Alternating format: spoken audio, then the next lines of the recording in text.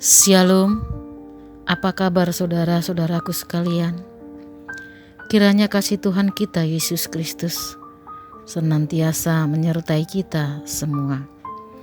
Sebelum kita menyambut sapaan firman Tuhan untuk hari ini, marilah kita saat teduh sejenak.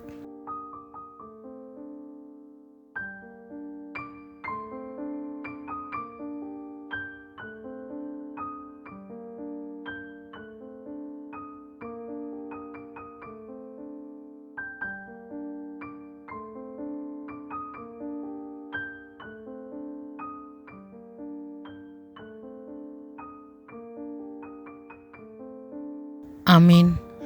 Firman Tuhan yang akan menyapa kita pada hari ini tertulis dalam Yudas 1 ayat 21. Demikian dikatakan, peliharalah dirimu demikian dalam kasih Allah, sambil menantikan rahmat Tuhan kita Yesus Kristus untuk hidup yang kekal. Hukum Tuhan, demikian judul renungan kita. Sesungguhnya segala sesuatu yang ada dalam diri kita memiliki hukum yang digunakan sebagai dasar dalam menunjukkan sebuah nilai.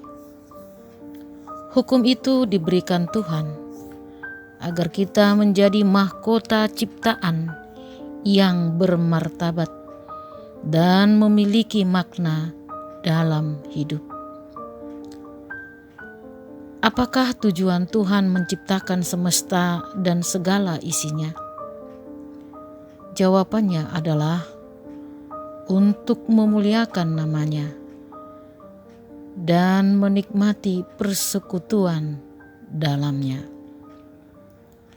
Karena itu, Tuhan menaruh hukumnya di dalam semesta dan dalam akal budi dan hati manusia.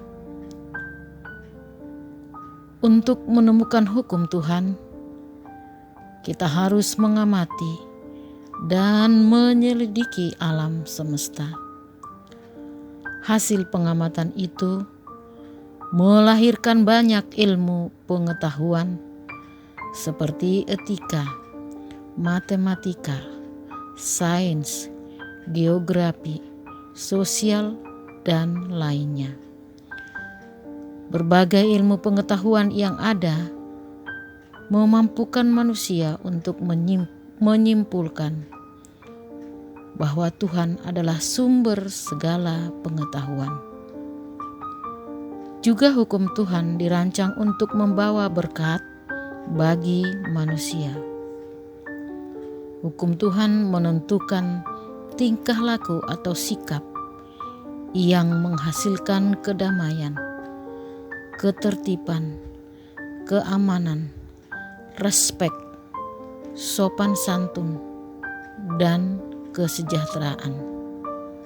Jadi, hukum Tuhan bukanlah suatu beban, tetapi berkat. Hukum Tuhan adalah hukum kehidupan hukum. Hukum Tuhan ada dalam Alkitab dalam bentuk perintah dan pelarangan. Tuhan memberikan hukum kepada umat-Nya. 10 hukum Tuhan atau Dekalog adalah ringkasan hukum Tuhan. Akan tetapi, kita harus ingat, masih ada ratusan peraturan dan perintah yang lain yang mengatur kehidupan moral rohani, agama, dan sosial. Kemudian hukum tersebut disempurnakan Kristus untuk keselamatan dan kehidupan rohani kita saat ini. Hukum tersebut dapat diterapkan dalam semua zaman, termasuk zaman kita saat ini. Nats renungan hari ini mengingatkan kita bahwa ada 3 kegunaan hukum Tuhan. Pertama, untuk mengatur, menegakkan, mempertahankan, dan memelihara tata tertib atau ketenteraman sosial masyarakat. Kedua, sebagai guru untuk menuntun orang berdosa kepada Tuhan. Ketiga, hukum merupakan peraturan moral kehidupan Kristen kita. Hukum Tuhan merupakan norma etis, estetis, dan penuntun tingkah laku umat Kristen. Kita memerlukan hukum Tuhan agar kita bisa memahami kehendak Tuhan, agar kita bisa memahami jalan pikiran Tuhan, agar kita sadar akan dosa-dosa dan kelemahan kita, agar kita berjalan, berpikir, dan bertindak dengan benar, agar kita diberkati Tuhan. Amin. Shalom, Tuhan Yesus memberkati.